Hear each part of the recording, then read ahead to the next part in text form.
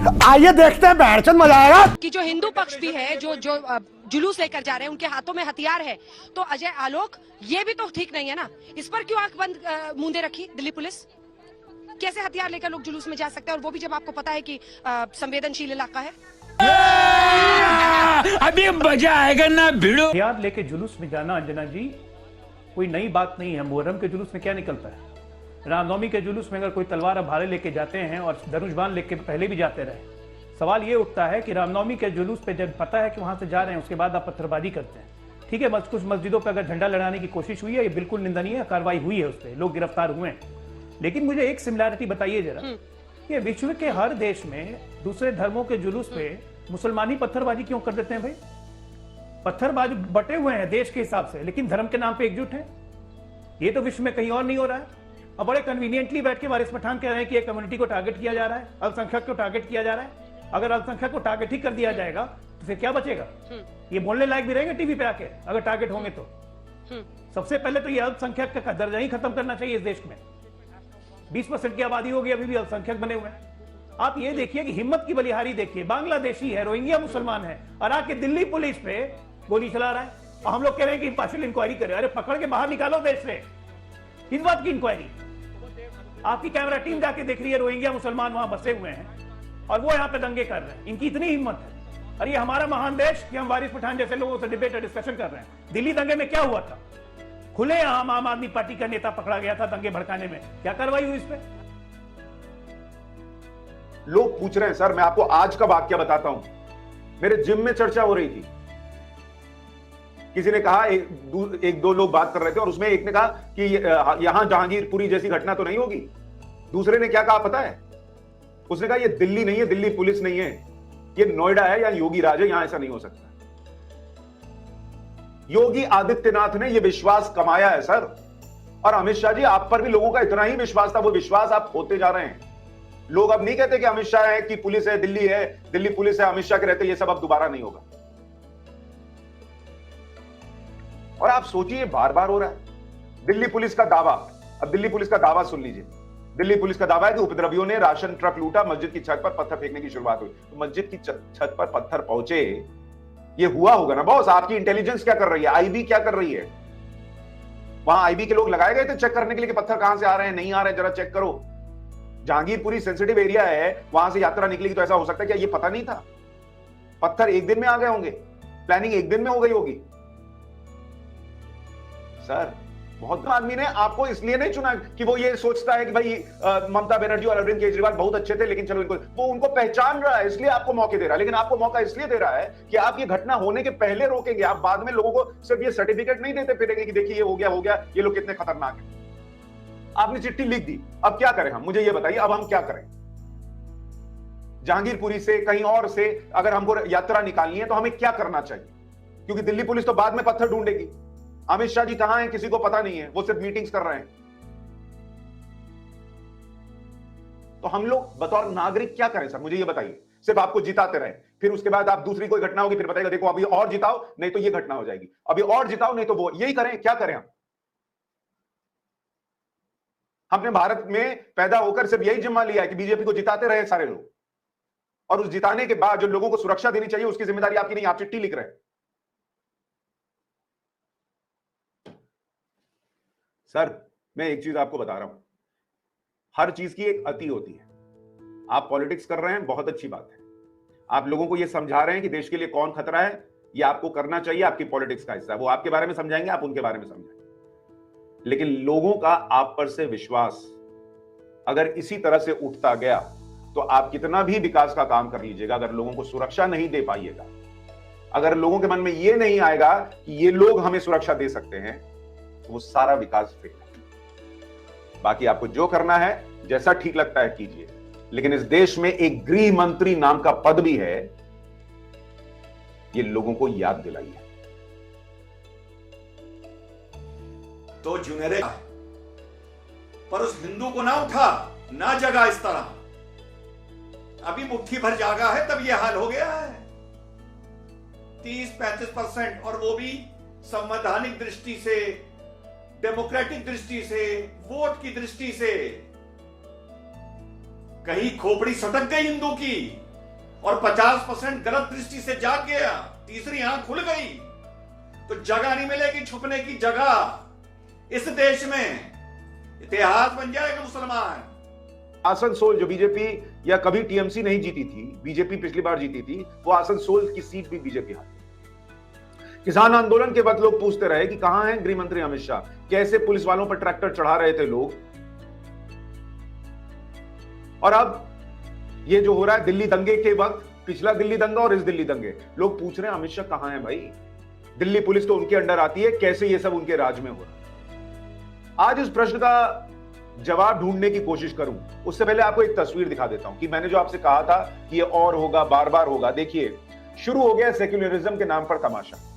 अजान से पहले और 15 मिनट बाद मस्जिद के पास नहीं चलेंगे भजन, महाराष्ट्र सरकार का फरमान आया। महाराष्ट्र सरकार कह रही है कि अब पूछकर आपको लाउड स्पीकर लगाना पड़ेगा, लेकिन साथ में वो ये भी कह रही है कि अजान से पहले और 15 मिनट बाद मस्जिद के पास भजन नहीं चलेगा। मतलब अगर आपको भजन सुनना है, भजन करना है, अगर आपके पंडित जी कह रहे हैं कि भाई हनुमान चालीसा इतने बजे आप गाइए या बजाइए, तो वेट, पहले अजान होगी, वो अजान खत्म होगी, उसके बाद आपके लिए भक्ति करने का समय अपॉइंट किया जाएगा। और कहा जा रहा है ये सब लॉ एंड ऑर्डर मेंटेन करने के लिए हो रहा है। क्या लॉ एंड ऑर्डर मेंटेन हो रहा है सेक्युलरिज्म के नाम पर। इसमें आपको एक चीज और बता दूं, महाराष्ट्र में जो लाउड स्पीकर लगेगा, अब मस्जिद के पास 100 मीटर के दायरे में हनुमान चालीसा या भजन नहीं चलाए जा सकेंगे। मतलब मस्जिद है तो उसके 100 मीटर के दायरे में आप हनुमान चालीसा नहीं चला सकते। यह महाराष्ट्र की सेक्युलर सरकार का फैसला है। यह अपने आप में बहुत चिंताजनक तस्वीर है, चिंताजनक तस्वीर।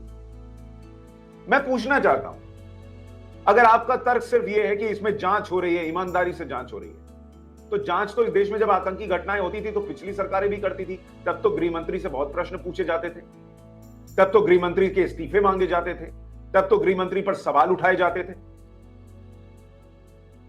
फर्क तो यह होना चाहिए था ना कि जांच की नौबत ना आए। सवाल तो यह पूछा जाएगा ना कि दिल्ली पुलिस क्या कर रही थी जब आपको यह पता था कि हनुमान जयंती को लेकर हंगामा हो सकता है देश भर में।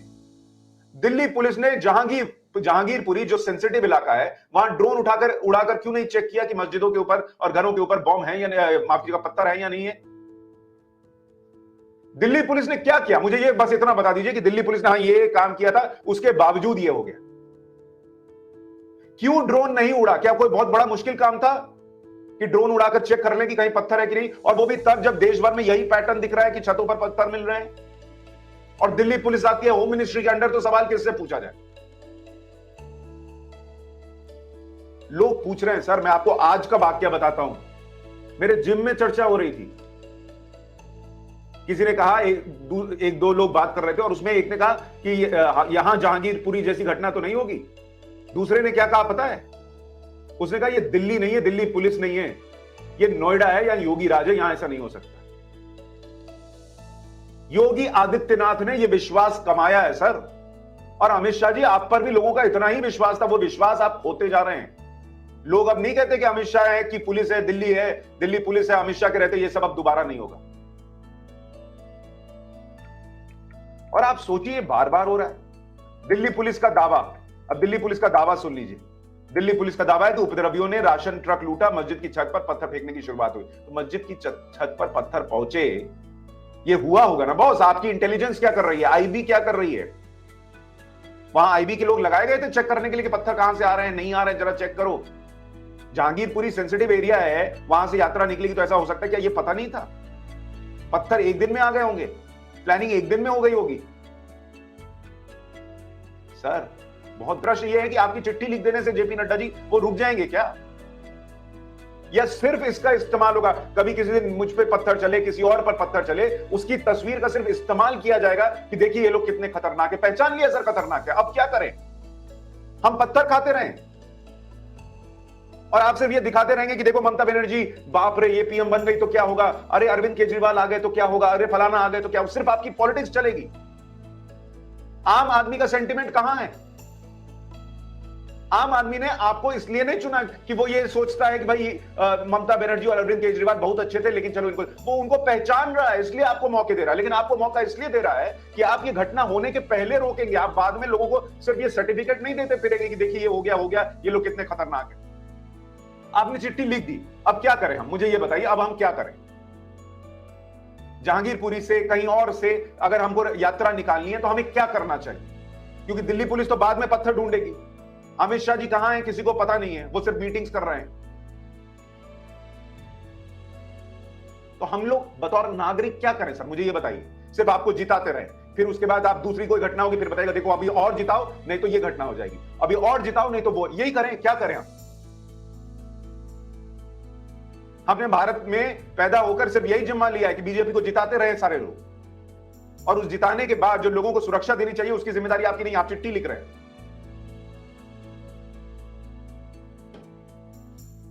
सर मैं एक चीज आपको बता रहा हूं, हर चीज की एक अति होती है। आप पॉलिटिक्स कर रहे हैं, बहुत अच्छी बात है। आप लोगों को यह समझा रहे हैं कि देश के लिए कौन खतरा है, यह आपको करना चाहिए, आपकी पॉलिटिक्स का हिस्सा है। वो आपके बारे में समझाएंगे, आप उनके बारे में समझाएंगे। लेकिन लोगों का आप पर से विश्वास अगर इसी तरह से उठता गया तो आप कितना भी विकास का काम कर लीजिएगा, अगर लोगों को सुरक्षा नहीं दे पाइएगा, अगर लोगों के मन में यह नहीं आएगा कि ये लोग हमें सुरक्षा दे सकते हैं, तो वो सारा विकास फेल है। बाकी आपको जो करना है जैसा ठीक लगता है कीजिए, लेकिन इस देश में एक गृह मंत्री नाम का पद भी है, ये लोगों को याद दिलाइए। तो जुनेरे पर उस हिंदू को ना उठा, ना जगा इस तरह।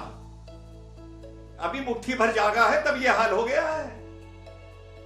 30-35%, और वो भी संवैधानिक दृष्टि से, डेमोक्रेटिक दृष्टि से, वोट की दृष्टि से। कहीं खोपड़ी सटक गई हिंदू की और 50% गलत दृष्टि से जाग गया, तीसरी आंख खुल गई, तो जगह नहीं मिलेगी छुपने की जगह। इस देश में इतिहास बन जाएगा मुसलमान की तरह बोल रहा है। तो जिस दिन इस देश के हिंदू को 800 साल के सारे गम और सारा गुस्सा और सारे जुल्म याद आ गए, तो तुझे हिंदुस्तान में छुपने की जगह नहीं मिलेगी और तेरे साथ हम भी पिटेंगे। तेरे भी बच्चे और तू दौड़ा दौड़ा के मारा जाएगा और हम भी पिटेंगे और हमें भी दौड़ा दौड़ा के मारा जाएगा इस देश में हिंदुओं के हाथों। जुनेरे जाहिलिया, शुक्र करके हिंदू को पूरा 800 साल अच्छी तरह याद नहीं है। पहले तो वो 800 था नहीं, झूठ बोला जाता है, टुकड़ों में था। पूरे हिंदुस्तान पे मात्र 175 साल मुसलमान ने हुकूमत की है। फिर कहीं इस टुकड़े में किए, कहीं इस टुकड़े में किए, कभी वेस्ट बंगाल में किए, कभी साउथ में किए, इस तरह किए। खैर चलो उस पर नहीं पढ़ते हैं। शुक्र करके हिंदुओं को 800 साल याद नहीं है। आज तो अयोध्या, मथुरा, काशी की बात कर रहा है। अगर हिंदू को 800 साल याद आ गए तो 30,000 मंदिरों की बात करेगा, मस्जिद नहीं बचेगी नमाज पढ़ने के लिए। आई बात समझ में? मस्जिद